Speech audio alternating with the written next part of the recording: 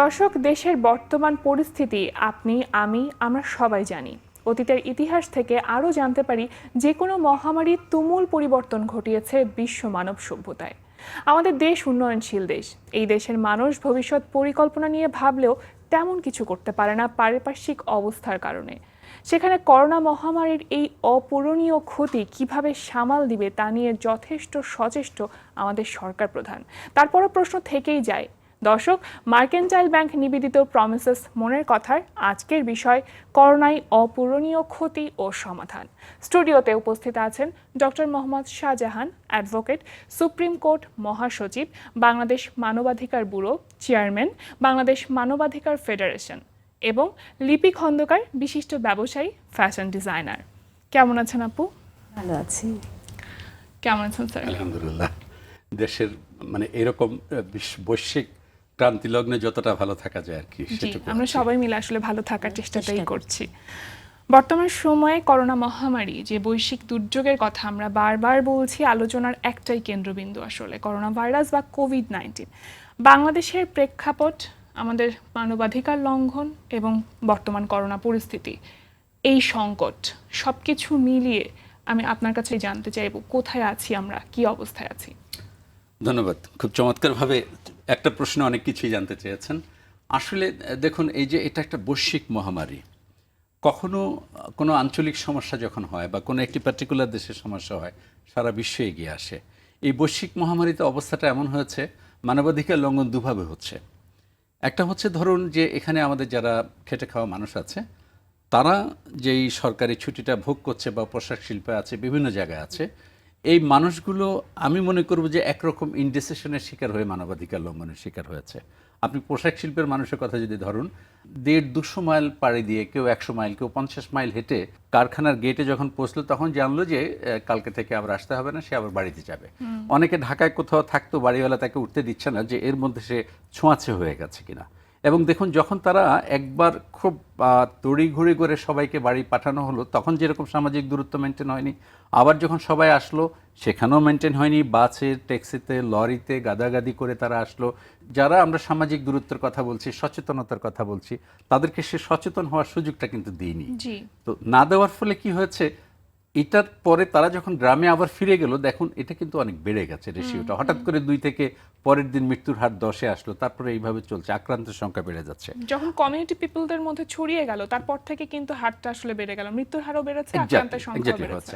এবং এই মহামারী কিন্তু আপনি নিজেও বলেছেন, যুগে যুগে, শতাব্দীতে শতাব্দীতে বিশ্বে এসে বিশ্বকে ধ্বংসযজ্ঞে পরিণত করেছে। এবং যদি খুব লেটেস্ট কথা আমি বলি, যে আপনি শুধু 3টা শতাব্দীর কথা ধরেন, 1720, 1820, 1920। 1720-এ কি হলো, পুরো বিশ্বে প্লাগে 20 কোটি লোক মারা গেল। 1820-এ এসে কলেরা মহামারীতে সেটা হলো 10 কোটি। আপনার 1920-এ এসে স্প্যানিশ ফ্লুতে মারা গেল 5 কোটি মানুষ।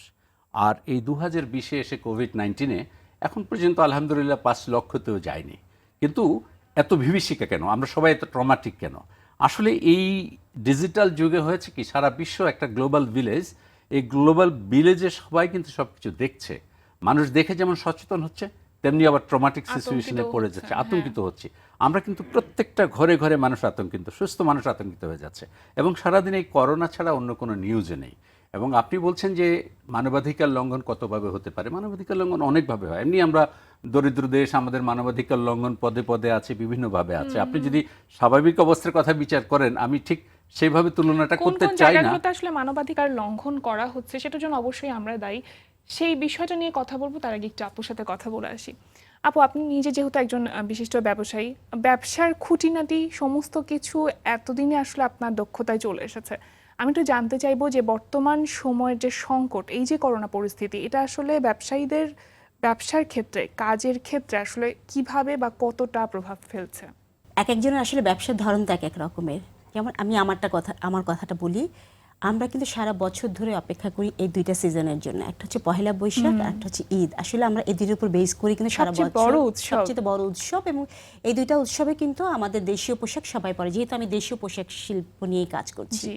তো সেই জায়গা থেকে দেখা গেছে যে আমরা যখন প্রস্তুতির একদম শেষ পর্যায়ে, শুধু প্রোডাক্টটা আউটলেটে যাবে, সেই জায়গায় আমাদের সব প্যাকেজিংও শেষ, সেই সময় এসে লকডাউন হয়ে গেছে। তাতে কি হলো যে আমাদের আসলে সারা বছরে যে ইনভেস্টমেন্টটা, ইভেন আমরা যেই ধরনের ব্যবসা করি আমাদের কিন্তু কারো কোনো লিকুইড মানি নেই যে আমাদের অনেক টাকা সেভিংস আছে বা এরকম কিন্তু কারো নেই।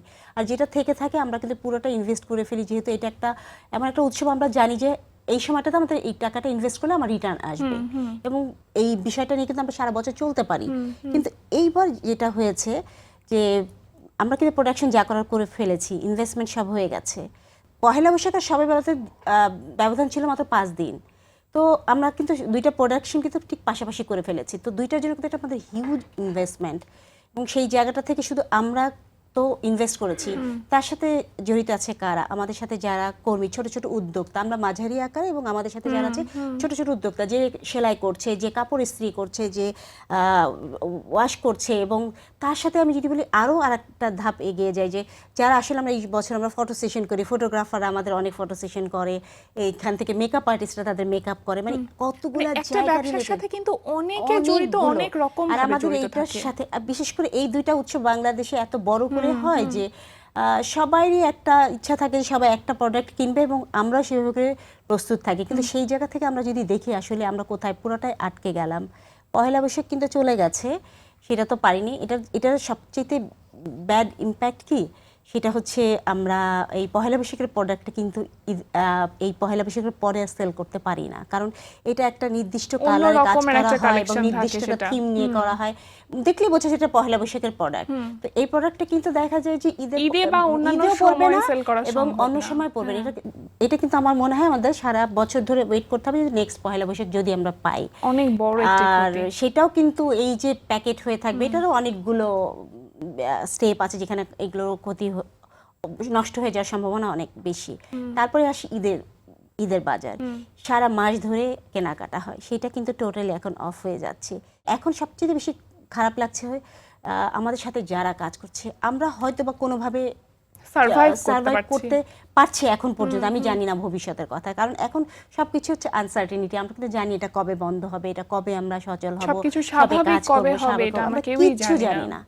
কিন্তু সবচেয়ে কষ্ট লাগে যারা আমাদের সাথে কাজ করেছে, আমাদের ইচ্ছাটা আছে। আমি কিন্তু গত মাসের বেতনটা দিতে পেরেছি, এই মাসেরটা দিব, নেক্সট মান্থে আমি দিতে পারবো কিনা আমি কিন্তু এনশিওর করতে পারছি না, কারণ আমার নিজের কাছে সেই পরিমাণ টাকা নেই, জি। কারণ পুরোটা ইনভেস্টমেন্ট হয়ে গেছে। তো সেই জায়গা থেকে আসলে শুধু পরিস্থিতির আমরা উপর না, depend বাংলাদেশে করছে এরকম সবকিছু। 50,000 হ্যাঁ। বুটিক আছে, তার সাথে প্রায় 50 লক্ষ লোক জড়িত, এবং এই ঈদ এবং পহেলা বৈশাখের বাজার প্রায় আমাদের 2 থেকে 3,000 কোটি টাকার একটা ব্যবসা হয়ে থাকে। সেখান থেকে আমরা 70% বিজনেস আমরা আসলে এই বছর আমরা লুজ করছি। তো সেটা আসলে আমাদের এই পোশাক শিল্পের জন্য বড় একটা কি বলবো, দেশীয় পোশাক ক্ষতি। শিল্পকে ক্ষতিগ্রস্ত করবে এই Exactly. জিনিসটি। ক্ষতিগ্রস্ত আচ্ছা, সম্মুখীন। স্যারের কাছে একটু জানতে চাইবো যে মানবাধিকার লঙ্ঘন করার কথা বলছিলাম, তো এই যে আপু বলছিলেন যে এখন আসলে আমি শ্রমিকদের বেতন আগামী মাসে দিতে পারবো কি পারবো না সেটা আসলে কোনো নিশ্চয়তা নেই, তার মানে কি আসলে পরিস্থিতির উপরে ডিপেন্ড করছে যে আমরা যে মানবাধিকার লঙ্ঘনের কথা বলছি সেটা কি শুধুমাত্র পরিস্থিতির উপরে ডিপেন্ড করছে? না, মানবাধিকার লঙ্ঘনটা শুধু যে পরিস্থিতির উপর নির্ভর করছে তা না। যেমন উনি যেটা বলছেন সেটা হচ্ছে ওনার অবস্থান থেকে উনি আন্ডান হয়ে হয়তো সেটা করতে পারবেন না, কিন্তু ওনাদের অনেক ক্ষেত্রে আবার সরকার প্রণোদনা দিয়েছেন, বিভিন্ন সেক্টরকে উৎসাহিত করছেন। সেই ক্ষেত্রে যাদেরকে প্রণোদনা পোশাক শিল্প, সেখানে দেখা যাচ্ছে যে শ্রমিকরা যেভাবে বেনিফিটেড হওয়ার কথা ছিল সেটা হচ্ছে না। আবার ধরেন প্রান্তিক খেটে খাওয়া জনগোষ্ঠী যারা দিন আনে দিন খায়, এরাও কিন্তু ভীষণভাবে ক্ষতিগ্রস্ত হচ্ছে, অথবা স্লাম ডুয়েলার্স বা একেবারে নিম্নবিত্ত এই সমস্ত মানুষদের ক্ষতিগ্রস্ত, দিন মজুর যারা, এরা ক্ষতিগ্রস্ত হচ্ছে। একটা জিনিস যদি আপনি লক্ষ্য করেন যে তারা কিন্তু কোনো না কোনোভাবে ত্রাণের আওতায় আসছে, কিন্তু যারা মধ্যবিত্ত শ্রেণী, নিম্ন মধ্যবিত্ত শ্রেণী, এরা কিন্তু না কারো কাছে হাত পাততে পারছে না, তার সেই ধরনের সেভিংস আছে, অথবা তারাও কিন্তু কিছুর উপর নির্ভরশীল হয়ে তারা চলছে। উনি যেমন বললেন যে তার শিল্পের সাথে সম্পৃক্ত অনেক মানুষ রয়েছে যারা এর পেছনে তাদের পুঁজি ইনভেস্ট করে এবং খুব স্বল্প পুঁজি, অথবা তার ডে লেবার অন্য কিছু ভাবে হোক। তো এই যে মধ্যবিত্ত ফ্যামিলিটা ধরেন, এখন ত্রাণের নেওয়ার ক্ষেত্রে এবং দেওয়ার ক্ষেত্রে বেশ কিছু জায়গায় মানবাধিকার লঙ্ঘনের চিত্রটা আছে।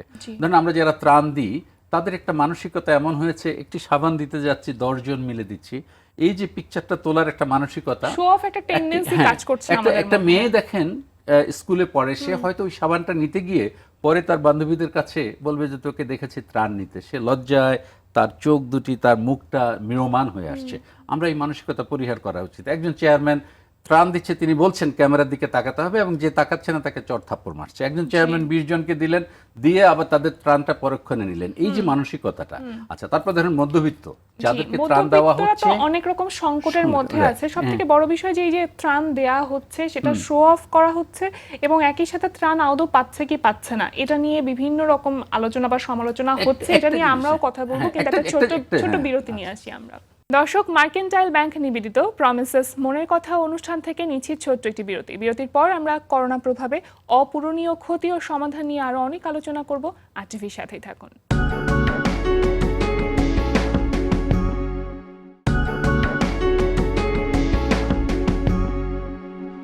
বিরতির পর সবাইকে স্বাগত মার্কেন্টাইল ব্যাংক নিবেদিত প্রমিসেস মনের কথা অনুষ্ঠানে। স্যার, বিরতিতে যাবার আগে যে কথা বলছিলাম যে ত্রাণ আমরা দিচ্ছি সেটা হয়তো শো অফ করছি বা ত্রাণ দিচ্ছি না, তাহলে আসলে আমাদের যিনি সরকার প্রধান আছেন তিনি তো আসলে খুব একজন ভালো মানুষ এবং তার দায়িত্বের জায়গা থেকে তিনি সবসময় করে গিয়েছেন মানুষের জন্য, এখনো করছেন। কিন্তু তাহলে কোথায় আসলে সমস্যাটা হচ্ছে যে কারণে আমরা আসলে ত্রাণগুলো দিচ্ছি না? এটা দেখেন যে বিষয়গুলো দুটো দিক আছে। একটা হচ্ছে ত্রাণের বিষয়টা নিয়ে যখন প্রশ্ন আসে তখন মানুষের যে আস্থা, জনপ্রতিনিধি যাদের উপর বেশি আস্থা হওয়া উচিত তারা কিন্তু সেই জায়গা থেকে আস্থাটি হারিয়ে ফেলছে। আপনি দেখেন যে আমি যদি এই ক্ষেত্রে ধর্মীয় অনুপ্রেরণা নিয়ে কথা বলি, আল্লাহ সুবহানাহু ওয়া তাআলা দুটো জিনিস ক্ষমা করবেন। একটা হচ্ছে প্রথম হচ্ছে অন্যের হক, তারপর হচ্ছে আল্লাহর সাথে কাউকে শিরক করা। ইভেন আল্লাহ তার শিরক করাটাকেও ক্ষমা করতে পারেন, কিন্তু অন্যের হকটা ক্ষমা করবেন না। আমানতের খেয়ানত করা, অন্যের হক। এখন ত্রাণটা হচ্ছে ডিরেক্টলি অন্যের হক। সরকার হয় বাংলাদেশের 16 কোটি মানুষের হক, না হয় এশিয়ান ডেভেলপমেন্টের টাকা হলে এশিয়ার দেশ 250 কোটি মানুষের হক। সমস্যাটা হচ্ছে যে এই যে মানসিকতা, দেখেন যিনি চেয়ারম্যান মেম্বার যিনি যা হচ্ছেন, ত্রাণের চাল তাকে নিতে হবে এই মানসিকতা, অথবা এই যে আমাদের মধ্যে যে একটা হীনমন্যতা রয়েছে, যিনি এই চালটা এখন সোশ্যাল মিডিয়ার বদলে তো হয়েছে কি চাল চোর বা বিভিন্ন অপবাদের কারণে তাদেরকে চিহ্নিত করে দেওয়া হচ্ছে। এবং একটা প্রশ্ন আমি সেদিন দেখলাম খুব চমৎকার একটা, যে বিডিআর বা বিজিবির কেউ যেন বোধহয় কোনো একটা জায়গায় লিখে দিচ্ছে, কেউ কি এটাকে তৈরি করেছে কিনা জানি না, যে ত্রাণ চোরের বাড়ি, অথবা এইভাবে মানে তাকে সামাজিকভাবে বয়কটের যে একটা মানসিকতা, কিন্তু সেটা কি আদৌ কোনো লাভ হচ্ছে? কিছুটা হচ্ছে ধরেন যে আমাদের যারা নিম্নবিত্ত আছে, যারা আসলে ত্রাণ পাওয়ার অধিকার রাখে, তাদের মধ্যেও কিন্তু সচেতনতার একটা অভাব আছে, যে তারা নিজেদের অধিকার সম্পর্কে খুব একটা সচেতন না। এই জায়গাটা দুটো কারণ আছে। একটা হচ্ছে তিনি কারোর কাছে হাত পাততে পারেন না তার আত্মসম্মান বোধের কারণে, অথবা হাত পাতলে সেটা কি আবার সেলফি প্রবণতায় পড়ে যাবে কিনা, অথবা সেটা লিকেজ হবে কিনা, সেটা যেমনি একটি বিষয় আছে। আরেকটি হচ্ছে যে ধরুন যে এই যে আপনি ত্রাণের বিষয়টা তো আমরা বলছি এই সময় সবচেয়ে বেশি প্রয়োজন যেটি ত্রাণের চেয়েও, সেটা হচ্ছে সামাজিক দূরত্ব মেনটেন করে মানুষকে যে আইসোলেটেড থাকা। এখন আইসোলেটেড থাকার সাথে যেহেতু তার খাদ্যের ব্যাপারটি জড়িত রয়েছে, বেঁচে থাকার বিষয়টি জড়িত রয়েছে, সুতরাং আইসোলেটেড থাকার চেয়ে সে বেশি জীবিকার প্রয়োজনে, জীবনের প্রয়োজনে, খাদ্যের প্রয়োজনে বের হচ্ছে। কিন্তু সেটা যতখানি মেনটেন করা উচিত ছিল, একটা বাজারে যান দেখেন হুমড়ি খেয়ে কিন্তু 4-5 জন একত্রে সওদা করছে, এই কনসাসনেস নাই। গ্রামে দেখেন চায়ের দোকানের সামনে বসছে, এটা পুলিশ বাধা দিচ্ছে বলে বা আর্মি কখনো টহল দিচ্ছে বলে এখন জাপ আটকিয়ে ভিতরে বসে তারা একত্রে 10-15 জন বসে মুড়ি খাচ্ছে, চা খাচ্ছে।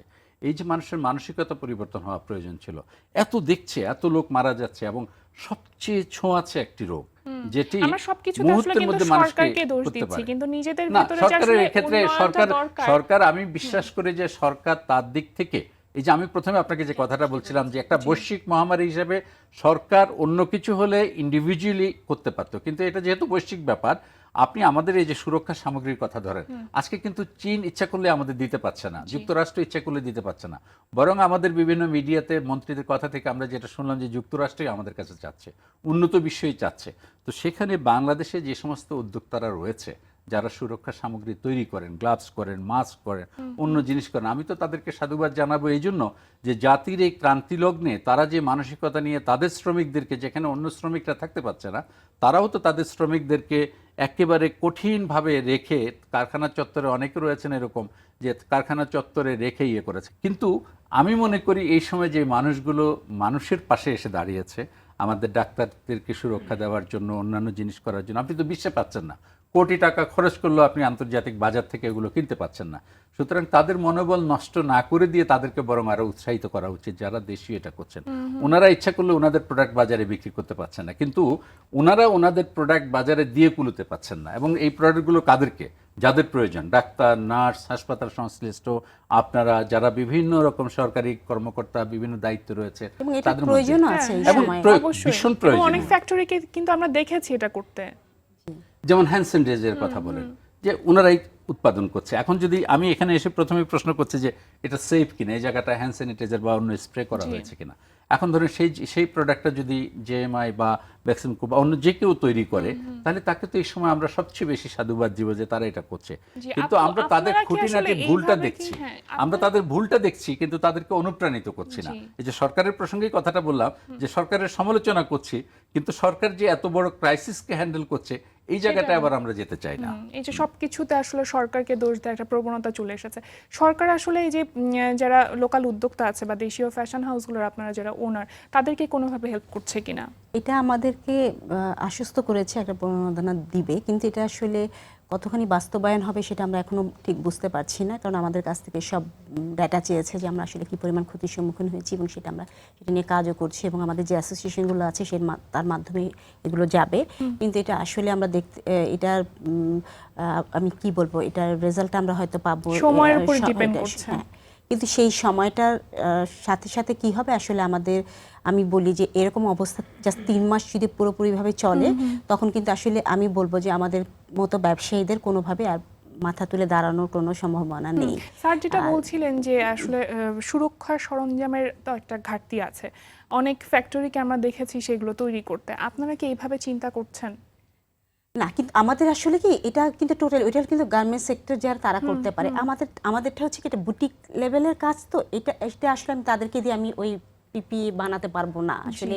সেই আমি বলবো যে সুরক্ষা সেই সামগ্রীর সাথে হ্যাঁ, তারা একেবারেই used to পরিচিত না। না, বা আমি যে একজন ডিজাইনার, আমি যে তাকে এই জায়গাটাতে প্রিপারেশনে করবো, কিন্তু তার কোনো সুযোগ হয় না। আমাদের কি হয়েছে, যখনই লকডাউন করেছে সাথে সাথে যারা কারখানা সব কাজ তো চালায়, বন্ধ। আমরা যখন বলেছি যে কাজটা এখন বন্ধ থাকতে হবে, যেহেতু আসলে জানতাম না যে এতদিন হতে পারে, তো আমাদের একটা ভাবলাম যে 2 সপ্তাহ সবাই সেফ নিজেদেরকে থাকুক। সুরক্ষিত হ্যাঁ, রাখার জন্য। এই কারণে তাদেরকে যখন ছুটি দেওয়া হলো, তারা ম্যাক্সিমামই চলে গেছে গ্রামের বাড়িতে, যেটা সব সময় হয়। কিন্তু সেটা কিন্তু লাভটা আমাদের খুব একটা হয়নি। যে ওরা থাকলে যেটা হতো যে ওরা কিছুটা কাজ করতে পারতো, অ্যাটলিস্ট আমার কাছে মনে হচ্ছে কিছু না হোক ওরা তো মাস্ক বানাতে পারতো, সেটা তো পারতো বানাতে। আমাদের অনেক ওয়েস্টেজ কাপড় থাকে, সেটা দিয়ে হলে পরে অ্যাটলিস্ট যারা রাস্তাঘাটে যারা গরিব মানুষ আছে তাদেরকেও বিলি করতে পারবো। আমার কাছে অনেক সময় এটা মনে হয়।